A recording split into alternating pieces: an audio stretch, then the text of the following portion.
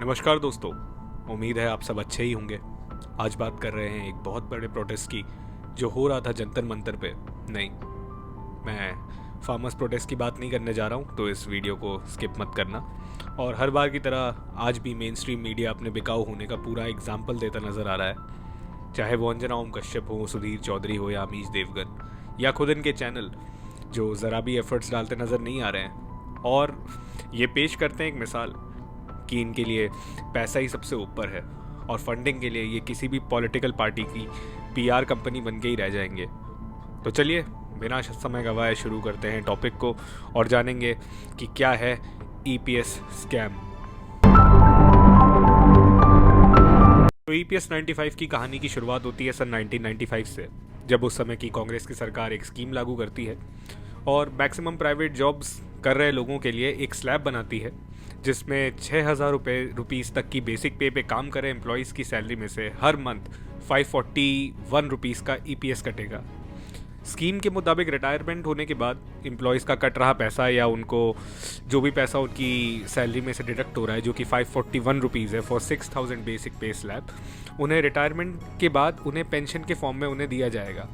अब दोस्तों, सरकार यहाँ रुकती नहीं है, वो बेसिक पे को 6,000 से बढ़ा के 15,000 रुपये कर देती है और कहती है कि ठीक है, 15,000 तक की बेसिक पे कमाने वाले एम्प्लॉयज़ के अकाउंट से भी 1,250 रुपये का ईपीएस कटेगा और अब 15,000 रुपीज़ को ही एक बेस मान लिया जाता है रिटायरमेंट फंड के पैसे मिलने के लिए। सरल भाषा में कहें तो 15,000 का आधा हो गया 7,500। इसका मतलब कि पेंशन बनती है 7,500 rupees per month after retirement. अब इसी के चलते सरकार इसमें एक और स्कीम लाती है जिसमें आप अपनी फुल सैलरी के आधार पर भी पेंशन के फंड्स कटवा सकते थे और ज़्यादा बढ़ा के पेंशन रिसीव कर सकते थे रिटायरमेंट के बाद।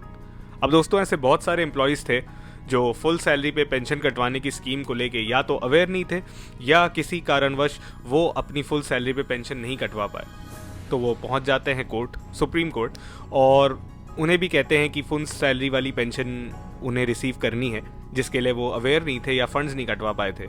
लेकिन वहीं दूसरी तरफ पैसे और गवर्नमेंट की ताकत पे बैठा ईपीएफओ उनकी अपने लॉयर्स को हायर करके पैसे की ताकत से और बहुत सारी चीज़ों के इन्फ्लुएंस से इस मामले को कोर्ट में उलझा देता है। तो दोस्तों, इसी के चलते 2023 में धरना होता है दिल्ली के जंतर मंतर पर, जिसमें सरकार सेम वही करती है जो किसानों और रेसलर्स के साथ भी होता है। उन्होंने पहले तो पूरे प्रोटेस्ट को ही नज़रअंदाज कर दिया और अपने पालतू मीडिया को ऑर्डर्स भी इशू कर दिए कि इस प्रोटेस्ट को कवर ना किया जाए, और ये हमेशा से ही यही करते आ रहे हैं। इसी के चलते जब एक बुजुर्ग की डेथ हो जाती है इस प्रोटेस्ट पे, और हमें भी इस बात की भनक तक नहीं लगती है कि क्या हो रहा है जंतर मंतर पर और कैसे ये कानून हम सब के लिए एज प्राइवेट एम्प्लॉयज़ कितने ज़्यादा ज़रूरी हैं, लेकिन हमें इस प्रोटेस्ट का कोई आइडिया ही नहीं है, जस्ट बिकॉज ये बड़े बड़े न्यूज़ चैनल थोड़े से पैसों के लिए कैसे हमारे और आपके साथ में धोखाधड़ी कर रहे हैं। दोस्तों, ऐसा नहीं है कि पेंशन दी नहीं गई।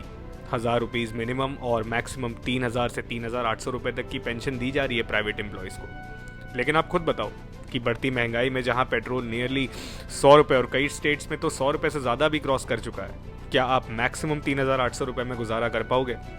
सिर्फ पेट्रोल ही नहीं, जिस तरीके से गवर्नमेंट अपने ही इंस्टीट्यूशंस को प्राइवेट किए जा रही है, क्या पब्लिक के पास इतने फंड्स हैं? क्या हमारे पास इतना पर कैपिटा इनकम है कि हम हर चीज़ के प्राइवेटाइज होने के बाद उसे टॉलरेट कर पाएँ? मज़े की बात तो ये है कि सरकार हमारे और आपके पेंशन के जमा किए हुए फंड्स से लगभग 1 लाख करोड़ का ब्याज यानी कि इंटरेस्ट कमाती है और मेहनत करने वाले लोगों को 2024 में 3,000 रुपये की पेंशन देती है। और वहीं एक छोटा सा विधायक, जो भले ही एक दिन के लिए ही क्यों ना सरकार का पार्ट बन जाए, वो कम से कम 70,000 की पेंशन और न जाने कौन कौन सी गवर्नमेंट की फैसिलिटीज़ का फ़ायदा उठाता है। यही कमी है दोस्तों, हमारी, आपकी, मेरी, हम सब की। हम लोग पता नहीं कौन से यूटोपिया में जी रहे हैं या जीने के लिए मजबूर हैं, और कैसे इन पॉलिटिशियंस को हमने अपना भगवान बना दिया है। प्रधानमंत्री इस देश के भगवान विष्णु का अवतार है। हिंदुस्तान में भारतीय परंपरा में राजा विष्णु। मंत्री प्रेस कॉन्फ्रेंसेस नहीं करते, सस्ता तेल खरीदते हैं और महंगे में बेच देते हैं। करप्शन में भी हमारा नंबर तेजी से आगे बढ़ता जा रहा है, लेकिन ना ही हम कहते हैं ना ही हम कुछ बोलते हैं और हम बस चुप हो जाते हैं। और खुद को भगवान कहलवाने वाले ये पॉलिटिशियंस हमारे किसी भी सवाल का जवाब ही नहीं देते। सवाल हमें ज़रूर पूछने चाहिए और कोई पूछे या ना पूछे, हम तो ज़रूर पूछेंगे।